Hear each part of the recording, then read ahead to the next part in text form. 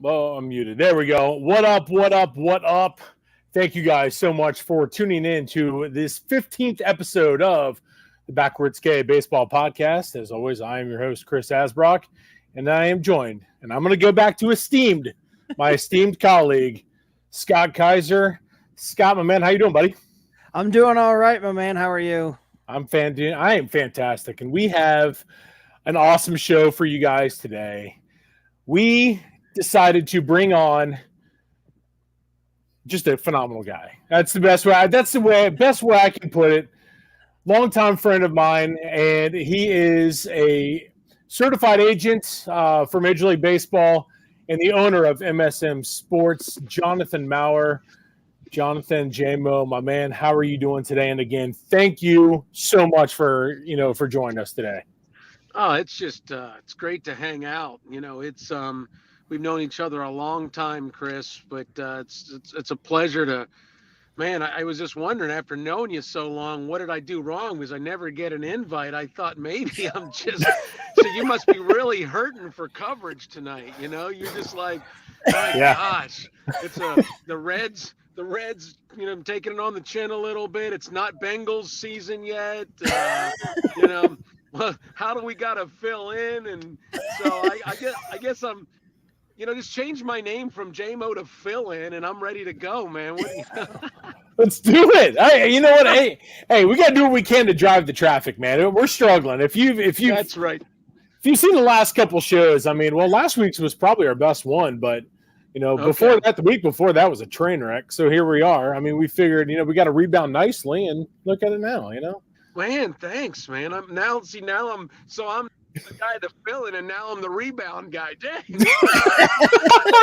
This is awesome. Yes. See, I knew. I'm here to pump your tires up, man. That's right. I'm just going to change the name on our Twitter account to JMO MSM Montana Rebound. There's got to be a value. There's something to that. Oh, every bit. So we thought, Scott and I were talking about it, and we were thinking, you know what, with the MLB draft coming up here next week, and I know you are absolutely slammed, but it was something that, what's it like being let's get in the day of the life of an MLB agent, especially with the draft coming up. Yeah. First of all, tell us a little bit about yourself and, and about MSM Sports. Yep. Yeah. So, I love doing what I do. I started this with one owner, Mike Montana, and Mike has been was a friend of the family for many years. I had a dream, and he had some dollars, and he's a great businessman and a coach, and so we literally started this. Let's think about this. 1999. So this will actually be my 24th baseball draft coming up, right? But wow. There are so many highs in this business, and there's so many, challenges in this business. I'll say this, that, if you would check out my email or text messages, there's multiple a week of young people graduating from colleges or very successful, already in careers, or certainly kids. Oh, I want to grow up and be an agent. And it is not for the faint of heart.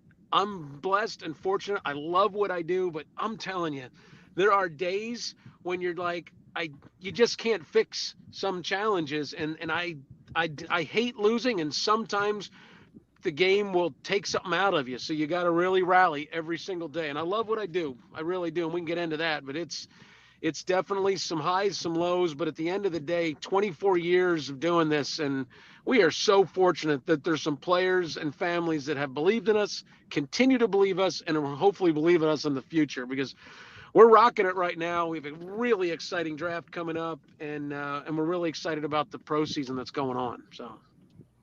Yeah, it's awesome. It's been so much fun. Again, obviously, staying connected, with yourself throughout the year. It's just awesome, seeing the guys that you advise and everything like that. And then obviously your pro clients, obviously Kyle Freeland for one, coming back off the injured list, and he's looked, great the last couple starts. But, overall now with the draft coming up, I know it's obviously a lot, for anybody to deal with, but like what I guess what's your preparation going into next Yeah. week's? Yeah, so I've been very fortunate that you start to work with young players, and early and often, and when they're in high school. And so this draft is really exciting because one of the young men, Kyle Robinson, um, Kyle was a scout in San Antonio that saw this 6'2", 175-pound right-handed pitcher, and a good friend of mine, and he said, "Hey, these guys need an advisor, someone to help them through the process. It's an Air Force family. They're getting ready to move back to Virginia." So I started helping Kyle early in his high school career. And when I say helping, kind of telling families, helping them navigate, what events to go to, what events not to go to, and what the process is like. He had a chance to come out in the baseball draft out of high school and chose to honor his commitment to Texas Tech, and he's going to be drafted this year out of Texas Tech. He was their horse, and that 6'2", 175 is now 6'6", 240. And I'm not convinced he's done growing and he's going to get a chance. And then Luke Holman had a really great year at LSU, and we started helping Luke in high school. He's just a wonderful young man from a great family, and Luke is, very excited to hear his name called, and so we've been honestly, helping him since high school, and then Sam Antonacci. He's a young man that was at a JUCO the last 2 years, a Division II JUCOs, world, champions. They were Division II champions last year, and he committed to Coastal Carolina. Could have come out in the draft last year and did some great things with Coastal, and he's going to be drafted. It's exciting. You start helping lots of kids.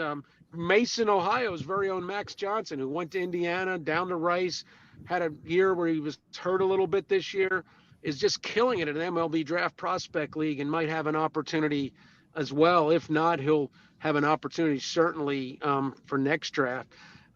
Joey Spence, Notre Dame, 3 years. Imagine being a Notre Dame athlete and having no breaks on classes. It's tough classes and trying to play baseball. So the whole process is about helping young people and their families understand what's going on. And the teams are great. I love all 30 teams, but this is the reality. If I'm a professional, if I'm a big league club, what would be my goal? To get a player and at the most affordable price. I mean, that's just good business. And my job is to hopefully help the family understand what the value of their son is, or tell the player what their value is, so then they can have that conversation with the team and saying, I'm actually worth this, and start my pro career. It's a fun process, but man, I simplified a process that takes years to develop. Well, and you mentioned the scouts finding the one kid, but how is it that you guys go about getting clients? Is it a lot of word Yeah. of mouth, or do you Yeah. just have scouts out there on the road and you get in Yeah. contact with them? How's that process? Because I've always wondered like how it is Yeah. that obviously the lesser known agents are able to Yeah. attract clients and get them to come Yeah. through. Yeah. So we've always been a small agency, and we've always wanted to be a small agency. That way, it's way too obvious to say the Jerry Maguire, Tom Cruise model, right? But honestly, smaller is better, and personal attention is better. And we've never had the desire to have a very large client list, because I always looked at it. So I have 3 children, 25, 24, 21, 2 boys bookmarking, the little girl in the middle there. But when the boys played baseball, and they played baseball all the way up to the collegiate level, if they had an agent that took them on, and then and neither boy is going to be a big leaguer, and neither one of my sons is going to be a big leaguer. But if they had turned pro and they had a representative that had way too many players, if you are a fringe prospect, you're just not going to get the love and attention. So Mike Montana and I have built a family, and we're very excited. We added Ryan Riddle as an accomplished agent in the Dallas, Texas area, and Ryan is with us.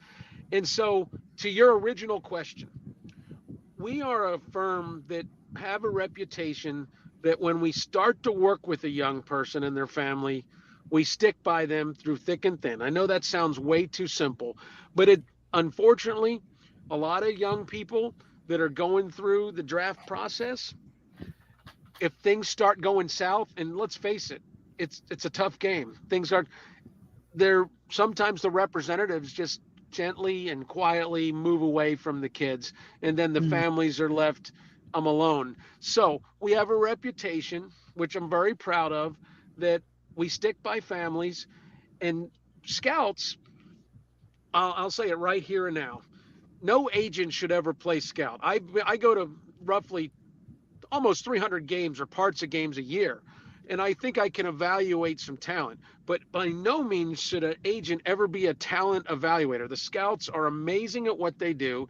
They have a lot of things that they need to look at, and they're the ones that need to tell me that it's a plus breaking ball or that's an advanced arm or the I listen to scouts. Well, those very same scouts become friends. So been very fortunate that I have scout relationships, college coaches, and people that work in the game that will call me and say, hey, and I'm proud that when they do this, this is an MSM kind of guy. MSM is our company. And when they say that, they mean they're young men that respect the game, respect their family, and they would it's an honor and a privilege that those young people they want to play the game and do it the right way. And I'm not for everybody, and everybody's not for us. That's a quote that my fellow owner Mike Montana says often, and I echo that because it's real simple. When an athlete does anything on the field, it reflects on the representation that works for him as well. And Hmm. when a player does things on and off the field, it reflects. So scouts, coaches, they know the types of kids we want to work for. And I'll go one thing further that this is something I say a lot. One of my number one things that I have evaluated talent has nothing to do with what they do on the field. So I'll just say that because it goes in context with what you asked. The way a young ball player respects, if they're high school, their mom or their grandmother or their girlfriend, or if a young person is dating for a long time in college, or someone they're engaged to, or obviously their wife, I look really careful of the way the young man treats the ladies in their life. It is by far the number one indicator to me, a way a young person treats the ladies in their life, from their mother and grandmother to significant other, clearly is a correlation with the type of young men. They're going to then respect the game. They're going to respect their teammates. They're going to respect others. It's honestly a big indicator for me when I'm evaluating talent, not just what they're doing on the field, but how they treat the people around them. Wow, no, that's really insightful to know that you're evaluating them just as much as they're evaluating you. And Yes. in that same kind of vein, one of our listeners wanted to know that you obviously have to reject potential clients. Can you kind of talk Yes. about like how that process goes and how you let people down Yep. when you have to say Yeah. you're just not for us? And that is not always easy, but we say it this way. Mike and myself will often take a phone call of a player or a family member many times a year that we may or may not take on. The thought process to that is I just don't want to overbook. When I look at every draft, most agencies, not saying most, many of the big agencies have 20, 30, 40, 50, 60 players. Now they have many more agents involved. We have 3 certified agents in our group. But with that being said, we want to keep it small because it is, again, going back to good old Jerry Maguire, it is personal attention, right? And so when we look at this draft, I already told you, with Luke Holman, Kyle Robinson, Sam Antonacci, that's 3 guys. Then you go to Max Johnson from Mason. You have Moeller High School's Seth Logue that's been playing college for a while. He's going to probably have a chance after the draft. Jacob Hasty, who's in his 5th year, of playing college baseball, but I've known him since his sophomore year in high school. What we're talking about, Joey Spence, the catcher at Notre Dame, what we're talking about is 3 certified agents. You throw in a young man, Tanner Wiggins, who's a Texas young man that Ryan's working with. You keep the number small and the ratio small, then you can do that personal attention. So, to your point, to your question, we take so many phone calls and we simply are honest with them. Thank you for reaching out. We appreciate that you are interested, but we don't want to overbook. We still talk to some of those families. We still try to give them advice without, quote, taking them on, because there's no signing of any paperwork. When you're advising by NCAA rules, and it's important that I know every rule, right, to the back, like the back of my wrist. Oh, yeah. It's so important that we can only help so many, and then we, back away if we're going to be overbooked. And it's just something that's really important. Gotcha. Yeah, that's interesting. Oh, go ahead, Scott. No. I was just gonna say, like, I really like hearing that type of stuff because, again, you're so used to just seeing where like the names that are on the front page of the papers racking up all the big name clients and bringing them in. You Yes. just assume, well, there's no like discernment. It's just, oh, are you projected to go here in the draft? Right. You're on board. So I like knowing Right. that there's agencies and there's people out there that are like, well, we have this set of standards and we want to be able to have this level of ability to work with them and do the things that we say we do. So that's really cool to hear that side of it. I will say this, I'll add to this, while scouts will give some indication this is a really good player, or a coach might say this is a really good player, honest to goodness, it's not just about the talent on the field, and it never has been and it never will be. And you never know how things are going to turn out. I mean, all the young men that we're helping in this draft, they're all put themselves in a position to have a chance to play at the next level. And the odds of making to the big leagues, they're a challenge, right? We all know that. And I guess it's a good time to say this because a lot of people ask me, they think agent, they think like, a lot of the things that you see with, the bigger agent like a Scott Boras holding court with hundreds of people at the winter meetings and, maybe tons of athletes or Excel or others. Again, not saying those are good groups in a lot of ways. They're just a different model. We're small, and being a small agent is important to us. They're not, and their size is important to them. But the thing that's unique is that I never want a client to say, Oh no. Oh, no. Never want a client to say, oh, no. That was a perfect time. That was a perfect time for that to bust out there. But, hey. All right, we'll see. I was going to say, we'll see if we can get him back for just a second, see if the connection comes back up there.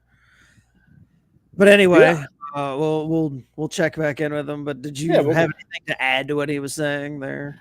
No, I mean, he's got. I've been lucky enough to where I want to say it was earlier this year. Just they had a group of a couple of their pro guys come in. I want to say it was in January to throw bullpens and everything like that to get ready, and you can just tell by the way like he was talking about his other partners in that with Ryan and Mike and they just the way they all interact with everyone is such a cool, very down to earth. And to me, that's what, if I'm looking, to go somewhere, obviously, getting the bag is awesome. And, and playing at the next level is great as well. But you also want somebody who is going to be there for you, like he was saying, through thick and thin. And that, to me, that is, and that's one thing, like I said, it's, he was joking right at the beginning, but, like I said, I've known him for 15, plus years and same guy. And it's, that's what it's all about. And that's what is, that's a huge value. And that's, again, is in this type of business where it can be pretty slimy. Cutthroat. Yeah, cutthroat is going to be the next way I was going to go. It's comforting knowing you have somebody like that. And his client list. I mean, he's had some dudes. I mean, Brad Penny was one. Brandon Webb, another one. Jamie Carroll. I think it's back. I'm not even drinking. I'm having drinking sweet tea. This is what you get. When you're an agent, you're in your car, and all of a sudden you're having a good time. I'm telling a story. If you all just needed to get rid of me, you could have said, "Geez, cut the guy off." It's one of those. Maybe it's one of those big agencies. They heard we were having a very productive, fun podcast talking about our clients, and they're like, "We got axed. Get him off." No. Oh, geez, guys, I'm sorry about that. No, you're good. You're good. That's the beauty of technology always strikes back. Yeah, there we go. Hey, that's the beauty of. My goodness, what are you going to do with me? We're going to keep rolling with it because that's how we are, man. We lost anybody that was watching. That's how we are. I swear, I won't drop your call when the team's calling about your son being drafted. I promise that won't happen. We'll just make sure we edit this part out. Scott, you're gonna have a lot of work to do after this. Oh my goodness! Right. We can't see this. Woo. Oh man. Yeah, well, Chris was just sitting there saying before you got. Can you talk about some of your past clients and some of your bigger name clients? Because I know we've got some people in the comments that heard the name Brad Penny and chirped up. So yeah. So that's pretty exciting. So it actually goes back to the very beginning. And he's near and dear to the Ohio, Kentucky community. Is one of two of our very first clients were Vince Harrison, who is currently the manager of the Dayton Dragons, and it's Josh Harrison, our client, Josh Harrison's brother, and he's kind of moving up through Vince through the coaching ranks. But he was going to the University of Kentucky, and the head coach there. We were just becoming an agency, and we said to Coach Keith Madison, a legend in baseball, 737 SEC wins, an amazing man. And I went down and I basically said to him, this is what I want to do. I want to, that faith is important to me and families are important to me. And he said, I have this player that all these agents are kind of going behind my back. They're going into the locker room, so let me get this straight. He goes, you want to be an agent, but you don't have any clients. And I'm like, that's correct. Yeah. and I'm like, so that's, SEC coach, pretty intimidating, made me feel good. And he goes, great. So you're a great guy and you want to do this and you don't have anybody. I'm like, no, sir. Okay. And so he said, listen, I've got this kid and would you go visit his parents, Phil and Dreama Webb? So one of our very first guys was Brandon Webb. So you had Vince Harrison, Brandon Webb turned into Andy Green, all turned into big leaguers. Webb, of course, multiple All-Stars, Cy Young Awards. Yeah. And so very blessed and fortunate. I thought this business was easy because the kids were getting drafted. The kids were getting there. This is the reality to it. And I'll get to Brad Penny in a second. I don't want to miss that. But this is the deal. 92% of the young men we work with by rule are not going to reach the big leagues. So that's not for the faint of heart. So if someone is an accountant, let's say one of our clients' father is an accountant and he's interested in his son working with us and they ask, how do you get paid? I'm like, so you're an accountant, sir. Let me ask you this. If 92% of the tax returns that you had to do, those people didn't pay you, how would your business go? He goes, I'd fold. I'd be out of business. I'm like, well, yay, that's me. 8% of our clients ultimately pay. Now, I will say, and I'm very proud of this, and Mike and I actually looked at our client list of every player we've ever worked for. This is an actual true fact. 23.4% of our clients have reached the big leagues. So if the average, and it is a major league, 98% is the average of players that get drafted that go. We actually have 23. So we're, I know 8 times 3 is 24. So we're not quite, 33%, right? But that's a pretty good. I'm excited about that number because we're picking good players. They're picking us, and they're good kids. But to get to Brad Penny, the thing that's so Brad is a great story. Brad came to us. We did not have Brad in the very beginning. He had bigger agencies, and then he realized as he was making a comeback that he wanted to have someone with, again, maybe a little more personal attention, maybe a little, someone that was willing to battle a little bit extra for a young, for him, because he wasn't the Brad Penny that was the all-star right out of the gate the same year that Brandon Webb was. And we took on Brad for the later part of his career. He got back to the big leagues, and he's still a dear friend. Currently holds a role with USA Baseball, and we've been so. Jamie Carroll, 12-year big leaguer, just a wonderful guy out of Evansville. Obviously, you mentioned Kyle Freeland, Eric Stamets, Kevin Kazmarski, all out of Evansville. How did we get the connection to Evansville? Jamie Carroll's brother, Wes Carroll, was drafted, did not reach the big leagues, but played 8 years in minor league ball. And when he became the coach at Evansville, he said, "You guys stuck with me. Like, I never paid you." We're like, "We realize that." But that's okay. No, that's okay. You didn't have to. But I got a great story. Hold that.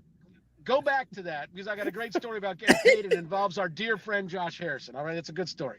But to my point, Wes Carroll, he's made an amazing career. 400 wins at Evansville. You all saw him in the Super Regional this year. Yeah. Dang near, made it to Omaha. But we're so fortunate that coaches and scouts and other families and people, I mean, right here in the Cincinnati area, you got John Sullivan hitting, and it's a really great hitting group. And he has a team in the summer, and he said, "JMO," and that's what they call me. And, "Hey, JMO," he goes, "We got some really great players, and they're really good young men, and they're your type of guys." If it was, John Sullivan reaches out to me, and I'm working with a couple of his kids now. I mean, it's about relationship, right, guys? And that's how Vince Harrison led me to. When I met Vince Harrison, guess what? Josh Harrison was in 6th grade, guys. 6th grade. Wow. Wow. And right. And so, man, I feel old. I don't feel that old. So this is a true story, because we all love Josh. Jay Hay, two-time All-Star. And I'm telling you, you're hearing it here first. Josh Harrison, in my opinion, is not done playing big league baseball. You pull this clip up someday, I'm putting it on it. I'm putting it out. I like it. I don't think Josh Harrison is done playing big league baseball. I like it, JMO. I got lots of things to say about how things went down, but we're not going to go there. But I will say, Josh Harrison is not done playing big league baseball, and today is his birthday. So how about a shout out? Happy birthday, Jay Hay! Happy birthday, Jay Hay! Jay Hay, right? So yes. when I take on Vince, the same time that whole story happens, when he goes to UK and Brandon Webb, he tells me, "JMO, I want to tell you, my younger brother, he's going to be the best player in the family." And I look at him and understand what Vince Harrison was. You ready for this? Vince Harrison was first team, or not first team, he was player of the year in basketball, first team All-State basketball, football, and baseball. Wow. Okay. Imagine that, to be all that in your senior year. He goes to University of Kentucky as a football player and as a baseball player. Wow. And he did both on that university. How about that in the SEC? And then he's telling me my 6th grade brother is going to be better than me. I said, "Man, this guy is really humble, because he's really good." Well, obviously Vince had a very good professional career. Now he's moving up the coaching ranks. Injuries got him, but Jay Hay, understand, for anybody that's listening to this, that's thinking about, am I ever going to get recruited? Do you understand that Josh Harrison did not have an opportunity for college baseball until after July, after his senior year, and he got offered a small opportunity to go to UC to make a team, the Bearcats. I mean, that's how he made it. Became freshman All-American, obviously drafted. But to talk about what we were talking about, Josh, and a fun story. To get paid, a lot of people love to know, how do you get paid? The player has to make more than the major league minimum. Okay. So Josh is drafted by the Cubs, traded to the Pirates a year later as kind of a throw-in, makes it to the big leagues in 2 years, and up and down, 5, 6, 7 times, up and down for a couple of years. So all this time, Josh has not paid us. So 3 years I knew him in high school, 3 years at UC, so that's 6. 3 years he makes it, that's 9. Big leagues for 3 years. We're now 10, 11, the 11th year of knowing Josh Harrison, he makes more than the major league minimum. And he says to me, J-Mo, I get to pay you. And I said, oh, thank God. Woo! And he cut me a check for like $4,000. So my wife, Sharon, she's a beautiful person. She said, you had no idea. You did not tell me the whole story when you started this. You simply did not tell me that it would take forever to get paid. I said, I love you too, baby.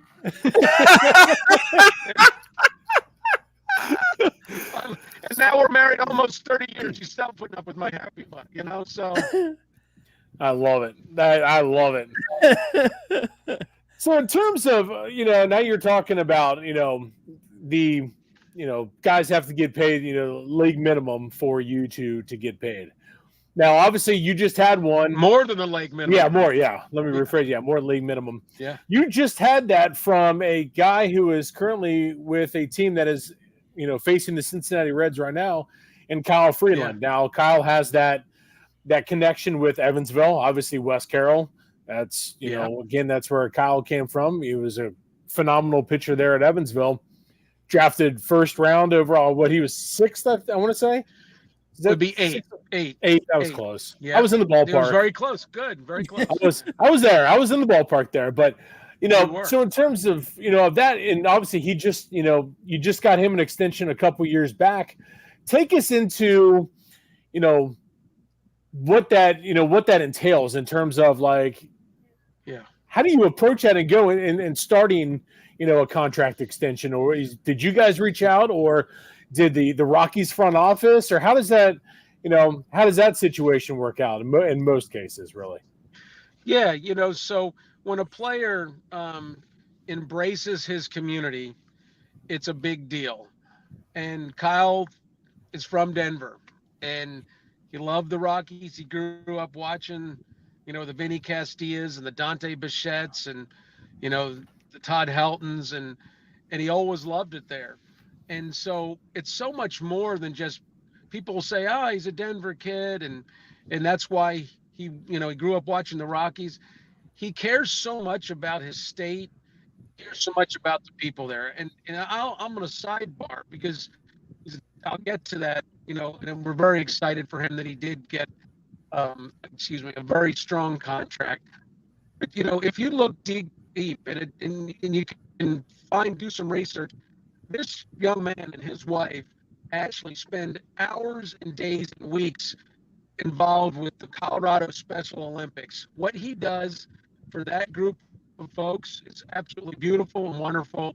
And if he never pitched another day in baseball, he's accomplished so much for so many people. And his heart is as big as the state of Texas. And in addition, and I speak about it because we know the ball player.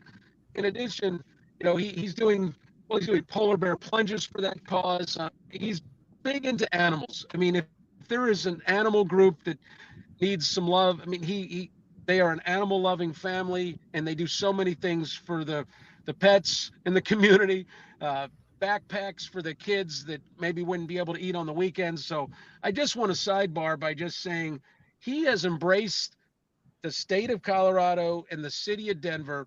And so in 2018, he finished 4th in Cy Young. I'm his agent, so, and Mike and I are his agents, and we'll say it.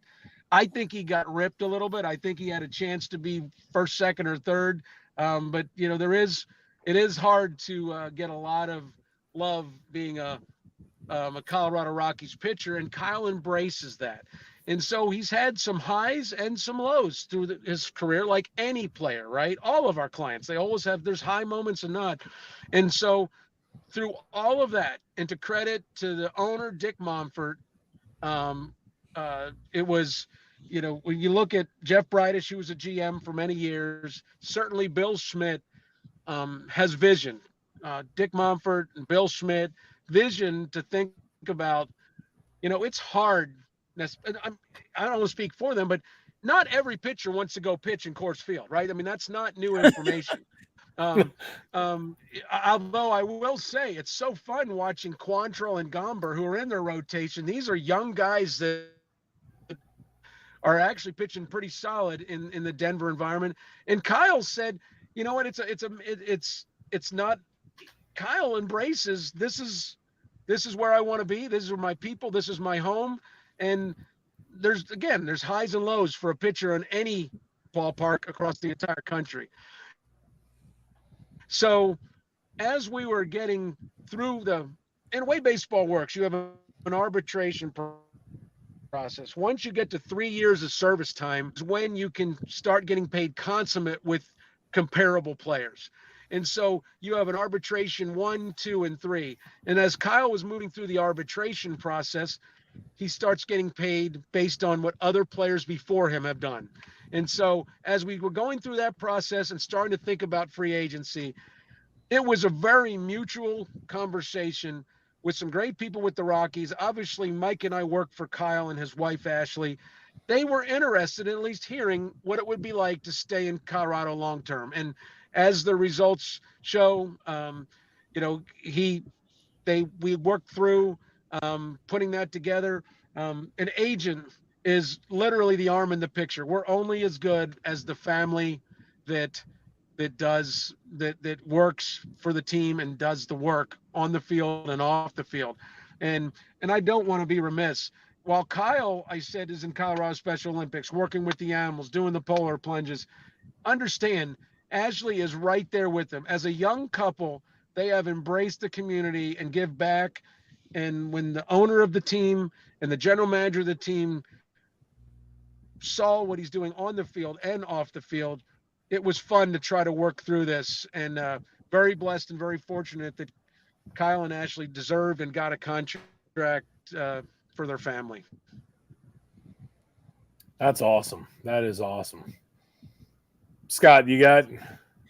Yeah, well, and I was going to say, so you talk about the negotiation process. Is there, and I guess this process would have been more on the pleasant side with the Rockies, but has there ever been, is there any team in the league or an ownership group that's a little tougher to deal with? You don't have to name any names, but is there anybody out there that you just, you look at the caller ID and you think, damn it, I don't want to deal with this. One of your guys says, hey, maybe I'd like to go to this team. And you're like, I really don't want to have to negotiate with these guys. It's a pain in the butt. Yeah. For the sake of my career and that I still have to talk to them for a number of years. All 30 teams are amazing, right? No. Yeah. I mean, when you think about Major League Baseball, they're always fair from top to bottom. And I can't imagine not working with a better group.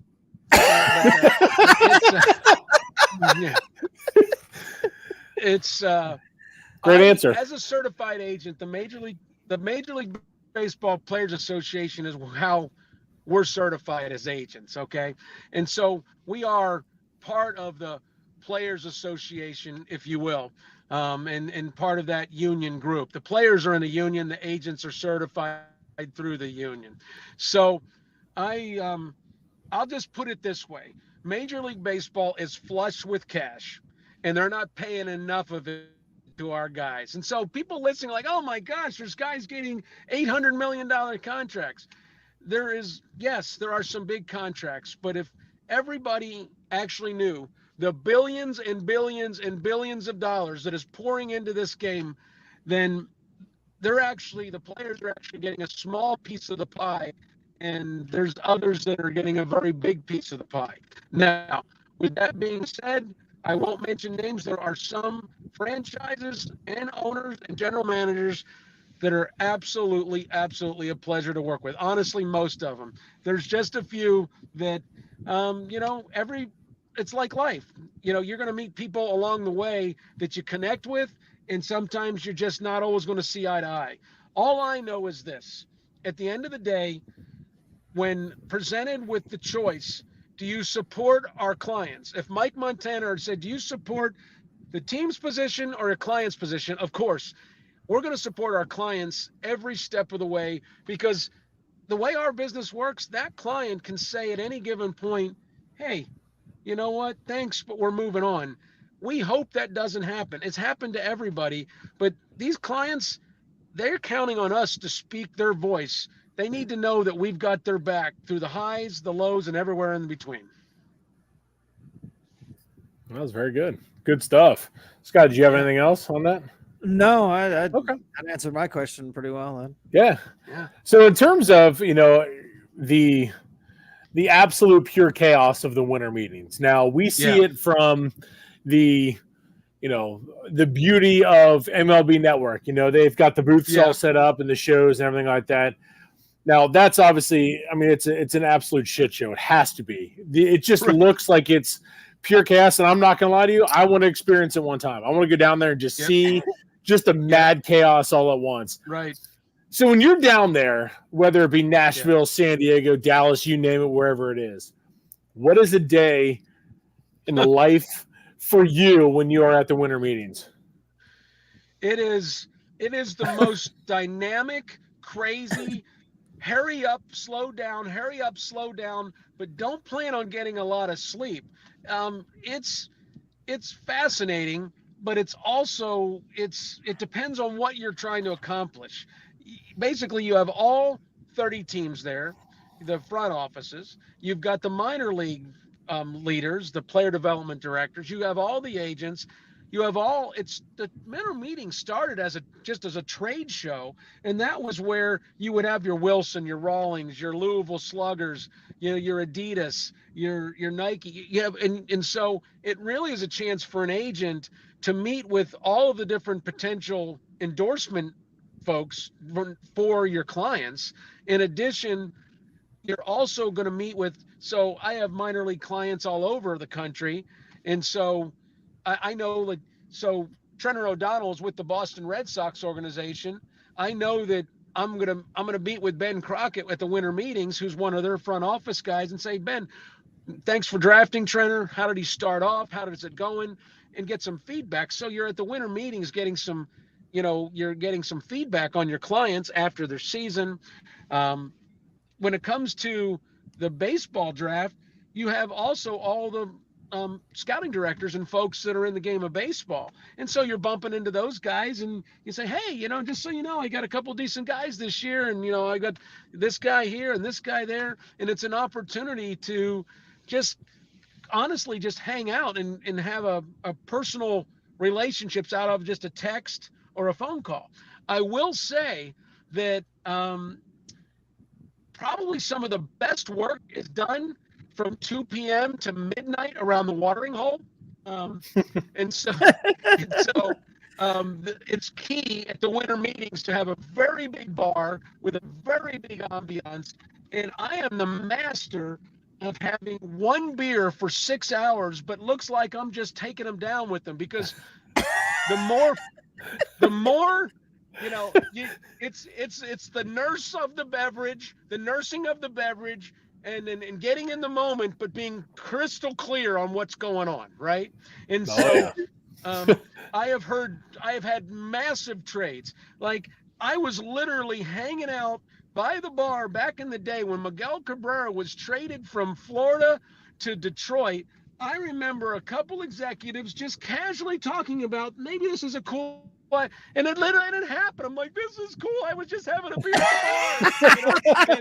And so it's exciting, but it's not for the faint of heart, because you are trying to work for your clients, find information out for your existing clients, talk about some future clients, working deals, negotiating, so we enjoy it, so we obviously, Kyle Freeland's with the Rockies. So we love getting together with the guys with the Rockies front office and hanging out and just talking over the year. And they're just great guys. And you get to be friends with these folks, even though you're both trying to, you negotiate, and sometimes things get a little, we got to work things out. You get to be family with these front offices. I will say, I'll give you a really fun story.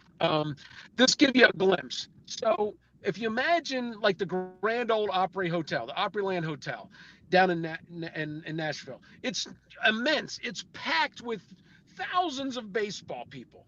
And so I don't remember the exact I'm trying to think of where the winter meetings were in 2009. That's just totally blanking on me. I'm sorry about that. So I'm going to take you back to 2019, or excuse me, 2009. So 2009, Jamie Carroll is a player that is a free agent. And so to give you a perspective, we're hanging out, we're talking with teams, and it's getting later. And the Oakland A's at that time have interest in Jamie Carroll, okay?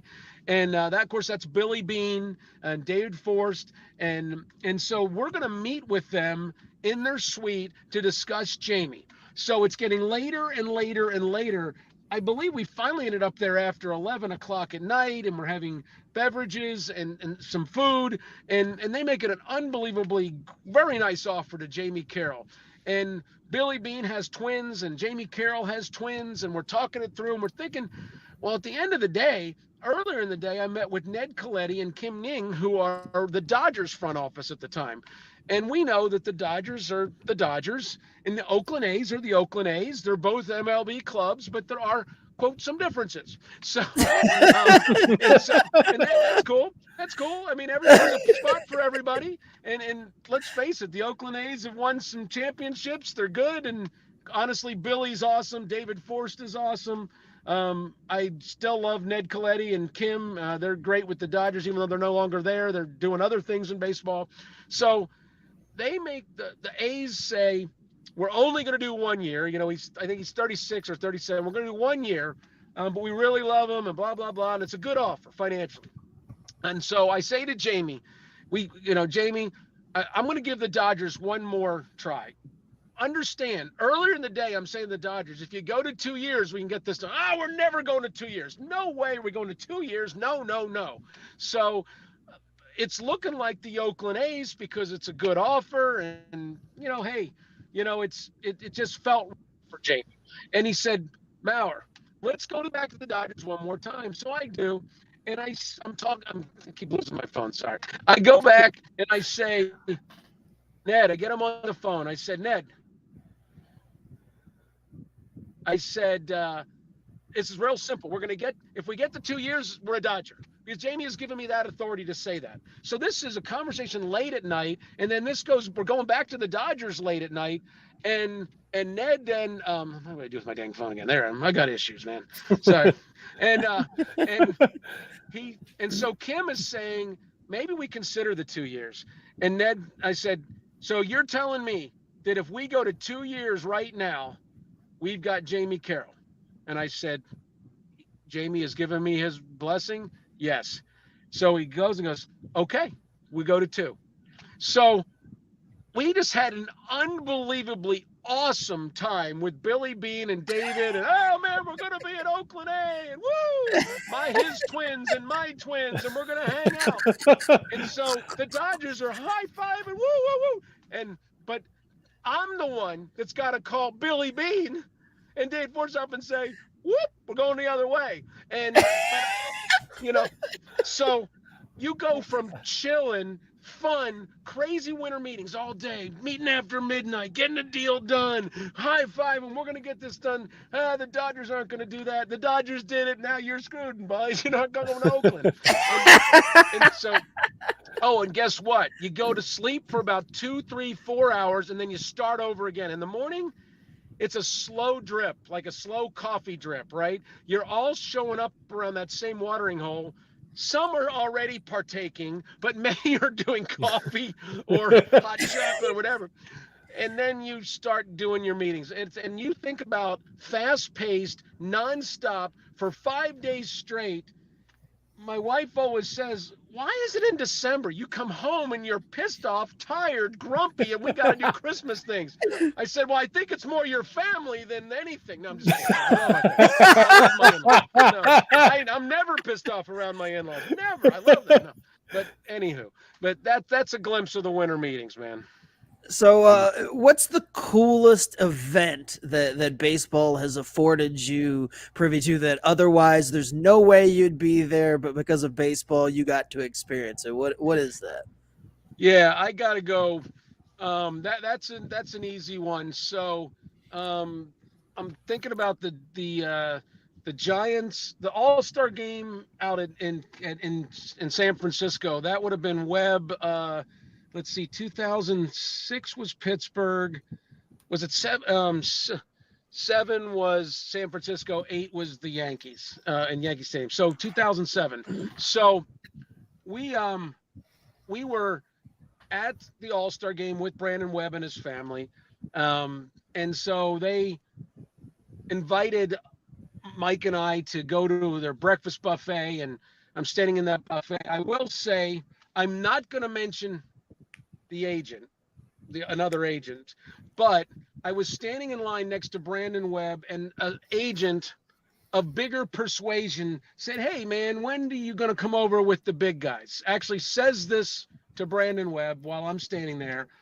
And I will forever love this man. Derek Jeter says to XYZ player, "Dude, that's his guy right there. Leave him the hell alone. He's happy with his guy." DJ came right to my defense, and that guy walked away with his tail between his legs, and Webb stayed with us his entire career.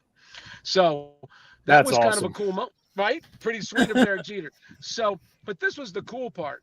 It comes to the game, and all the players are loading up on the bus, and Webb says to Mike and I, he goes, "Hey, just get on the bus." Well, Webb is a stud, right? I mean, he went 18 wins, 19 wins, 22 wins, Cy Young, second place. And he says, "Yeah, just get on the bus." So I get on the bus with the All-Stars, the National League All-Stars in San Francisco. Can't make this up. And we're sitting there. There's Josh Beckett. There's Jimmy. We're all hanging out, and I'm hanging them out All-Stars. And I'm like, okay, you know, the old adage, act like you belong. So we're talking shop all the way. We roll in underneath the stadium. The players all just go off to the clubhouse, and Mike and I are like, well, we'll just hang out for a little while. So we watched a lot of the opening festivities right there, ground floor, on the field. And it was awesome. And so that probably goes down as one of the absolute highlights because, you know, Webb is just still a great friend, a great human, and we're still in close contact. And yeah, that's one of the cooler baseball moments. There's been so many, but that's one of the highlights. That's awesome. That is really cool. Yeah. So I know you've got just a little bit left here because I know you're really busy, but kind of to piggyback on the Jamie Carroll story, let me rephrase that there.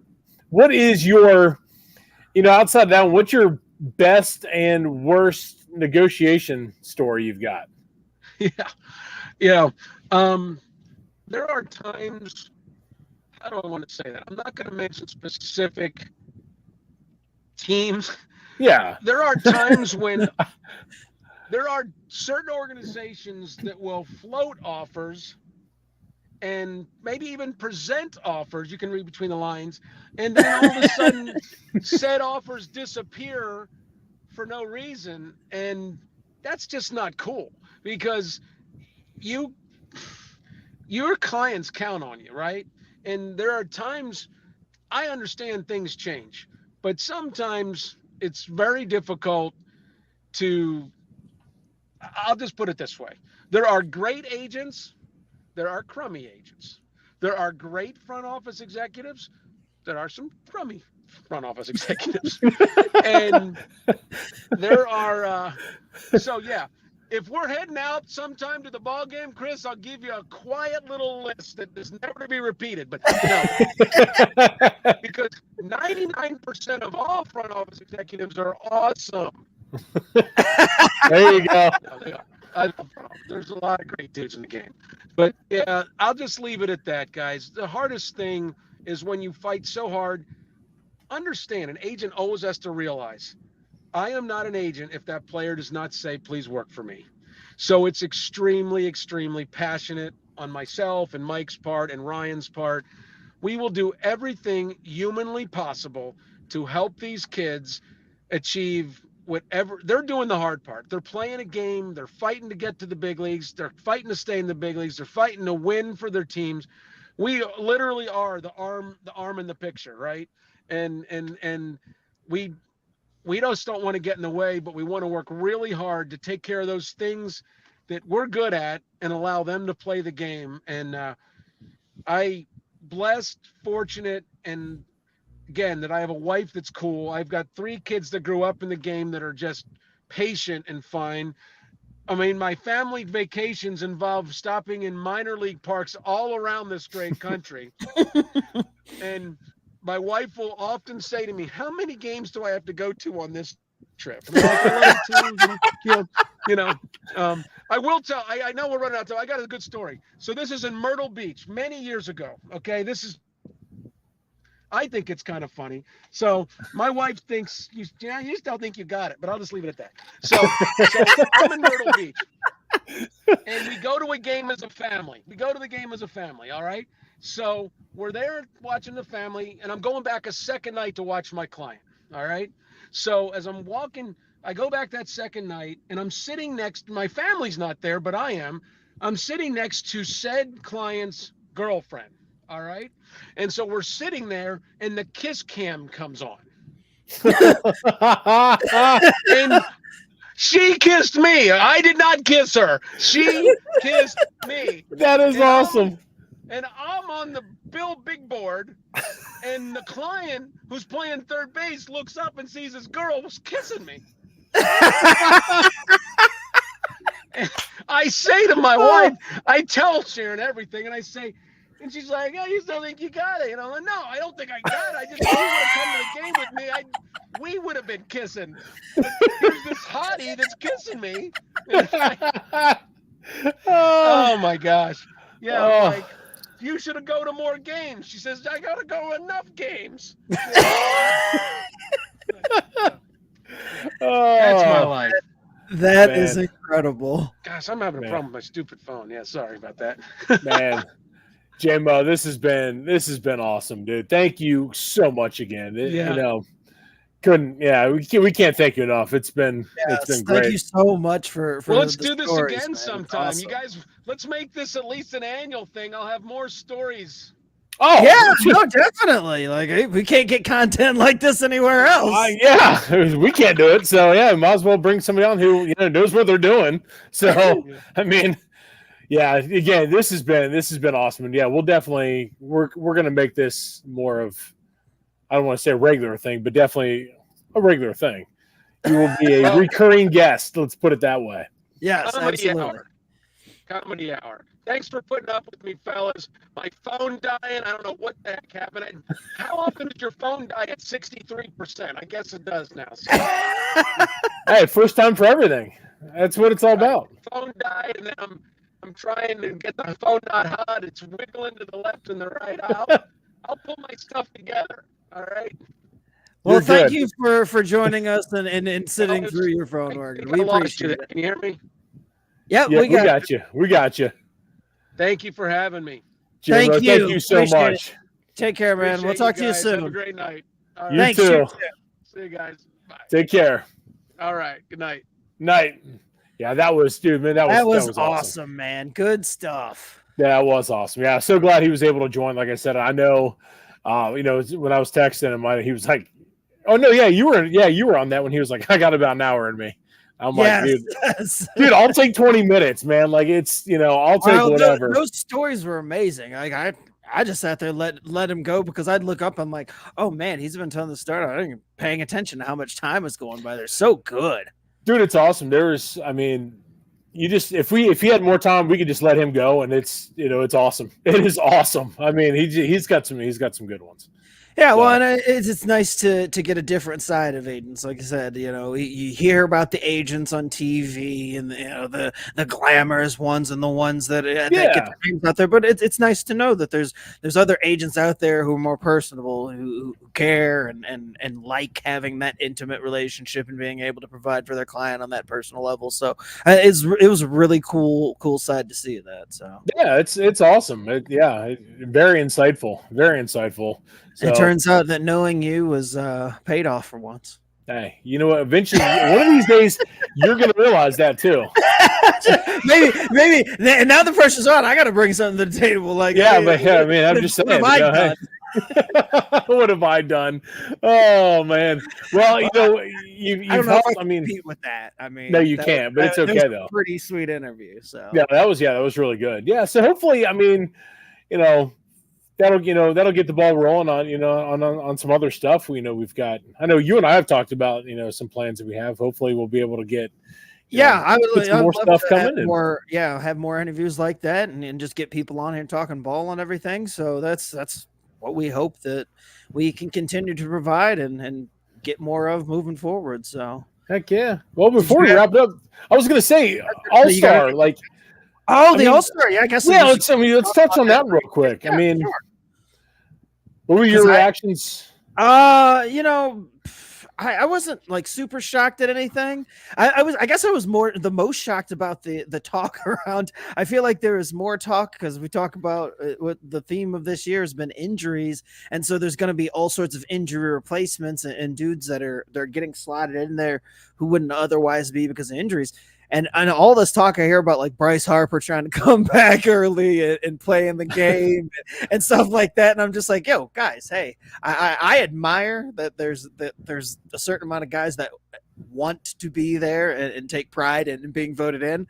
But I'd rather see Bryce Harper healthy for the second half. And my fantasy team would really like to see Bryce Harper for absolutely. I'm rooting for you, man. I'm rooting for you. I have no rush for Bryce Harper to rush out there and play in the All-Star game. I'm just not hey, you got voted in, go out there, tip your cap, take the photo ops, bring the kids in on the red carpet, and then go have a seat in the dugout. Bryce, that's all. Yeah, just look pretty, man. That's all I want. Just look pretty, and that's all good. Yeah, I don't need to play the game. So, but I mean, other than that, the rosters. I see that there was a stat out there. There's 32 first-time guys in this All-Star game. So that's crazy.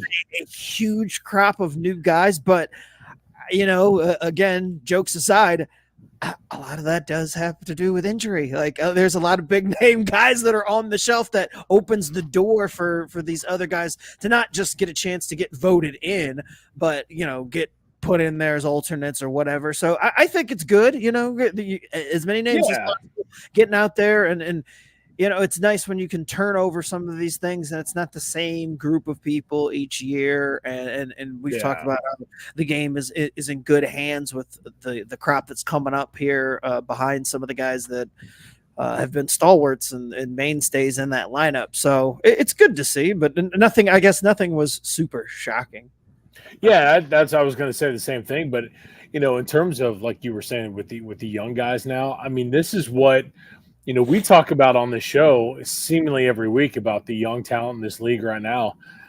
And now they finally get a chance to showcase it, on the big stage in the All-Star game. And it's what we want to see as baseball fans. I mean, that's it. Like that is, to see the sport.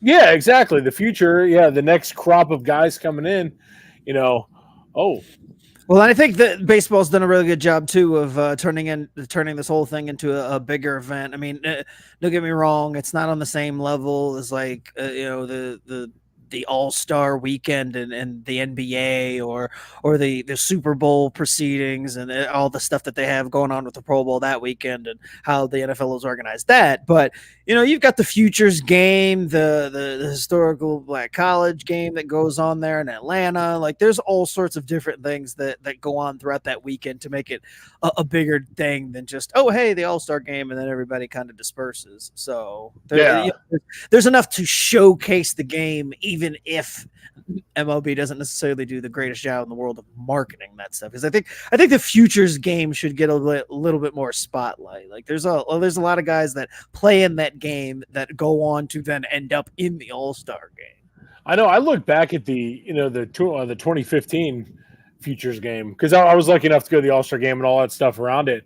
And I was like, man, I look back at the roster. I was like, damn, there were some dudes that played in that futures game.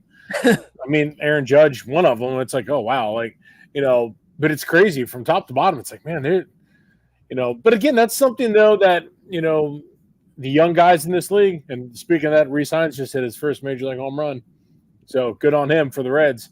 But being able to showcase the young talent is what it is all about. That is how this game it's going to continue to grow, by pumping the marketing, which again, like you just said, MLB has done a pretty lackluster job of. But now I think in terms of like what we've seen, I think with I think the Paul Skeens part of it, and I was just talking with family yesterday about it, about Paul Skeens, about how it's like we say it's appointment television when he's pitching. And I think baseball is starting to kind of realize that, because let's be real, they didn't do a good enough job with Shohei and Trout on the same team. Like, there was your chance to really push that, and they didn't. And now I think they're starting to see, I think I don't want to give them too much credit because they'll screw it up, but I think they're slowly starting to get it figured out. And again, by showcasing the young game, the young guns game, that's what it's all about. Because again, the future prospects in this league are only going to make this game so much better. It's going to continue to it's a snowball effect. Yeah, no, that's for sure. what it's going to be. So and Mike asking a question here, or throwing something out there that I need to get your thoughts on it. He wants to go back to the players wearing their actual team uniforms in the All-Star game. What about you? What yes, that's the way it has. It's the way it should be. Yes. Yes. I think we're all in agreement on that. There was something cool about that. I don't even mind the team specific, nationally team themed with the home team's jerseys for the home run derby. And that's fine. Yeah, and for the extra stuff. But when the game on the field, the actual All-Star game is being played, just give me the road or home jerseys of the team, and that's it. Whoever's you the can home mess around with the hats. I don't care. Make the hats all uniform. I don't care. Yeah, I was gonna say the hats can be whatever, but the jerseys themselves have to be have to be the official jerseys. You just get the home white or the road grays. That's it. Nothing in between. Hard. We're not getting exotic. I love my colored alternates and different types of jerseys. None of that. We just want home whites, road grays. That's it. Oh, I'm such a jersey geek too, so that's one, But I'm 1,000% with you. That's what it should be. It's how it's always been, and I'm going to be I'll be the old guy yelling at the clouds on that one. That's going to be me. I don't think you're alone. I don't think you're alone on that one though. I think that's. It's not, I don't even like the Pro Bowl jerseys, standardized Pro, and the same thing in the NBA. Like, there's something cool about each player representing the team that they play for in the league, and whatever sport it may be, by having that jersey on in the game. Like, I don't know, but especially baseball, it's just always look aesthetically pleasing to have them wearing their actual jerseys. Damn right, that is because and as a kid. It was always, you always heard about it because, the one player from each team rule, and you'd be like, well, why do the Royals have to get, a representative? But I get it. Like, there's a kid who's sitting there as a Royals fan, and you see that one player that's there, and it's like, oh, you're jacked to see him get in the game. Right, and wearing the jersey that you recognize, not some homogenized, weird-looking team jersey that they created to sell more of. That's it. That's the only reason to have those jerseys. So. That's it. Yeah, that's all it is. And I think honestly, I remember when they switched that All-Star game. I like it. See that? I think when that changed a couple years back, man, that pissed a lot of people off. That change, everyone was like, whoa. Like, let's not. Now, I will say the jerseys last year in Seattle, I thought they were legit. But still not going to change my opinion on the fact that they should have been wearing their regular team issue jerseys. But Yeah, you know? no, I just get it. I mean, that we've come to know and love, and not have to mix everything. I mean, Mike was saying something about having the ones that they kind of used to do that for the home run derby, where it's just like it just said National and American League, and then you had like a team logo like on the sleeve or something like that. But again, I'm fine with those for batting practice, for the home run derby, for whatever, that type of stuff. But once you get in the game, screw it. Keep them out of the game. Regular jerseys. Yep. I'm with you. Did you have anything else, sir? Because that's all I got for the week. No, because honestly, we didn't have really anything planned. This is just, I mean, straight up honest. That was it. We had nothing planned. We were just like, well, we're just gonna let this roll. But then it was like, I was ready to roll out of here. You're like, hey, we should probably talk about the All-Star game. I'm like, oh yeah, shit, that thing and the thing we were talking about. The big thing we're gonna talk about next week. Yeah. Which I mean, I don't even know how we plan on. Obviously, we'll figure that out because we'll be broadcasting right in the middle of the home run derby. Yeah, no, I guess we'll just talk live commentary. No, that's not good. That's not good podcasting. I can promise. It's not good at all. Yeah. You know one thing? It's gonna be better than Chris Berman, I'll tell you that. That's fair, but I was just going to say the only thing that we do need to have live updates on is if anybody takes one off the noggin again, like the kid. Oh my God, that kid last year! One of the greatest things I've ever seen in my life. Yeah, that bastard got smoked. Dude. Yeah. So we'll keep live updates on it if anybody's getting knocked out. But other than that, I forgot all about that. We'll keep the commentary to a bare minimum. So. Yeah, that's man. Oh damn, I forgot all about that. I kid wore that. That was the highlight of Run Derby. Dude, I love it. Oh man. Well, I think that's gonna do it for us here on Backwards K Baseball this week. This has been another episode, and we thank you guys for joining us. We want to thank Jonathan Mauer for joining us as well. Amazing interview and insight into what it's like as the life of an agent. We're definitely going to have him on again so we can hear more stories, because I could listen to that type of shit all day. But you guys can find us on Facebook, on Twitter, on the Impact Sports Cincinnati Network, and of course, right here on the Craft Brewed Sports Podcasting Network and on YouTube. We thank you guys for joining us. We'll have more baseball next week. That's right, we said it. We'll be here during the Home Run Derby. Come join us. Thank you guys for joining us this week. For Chris, I am Scott. This has been Backwards K Baseball. We'll see y'all later. Peace.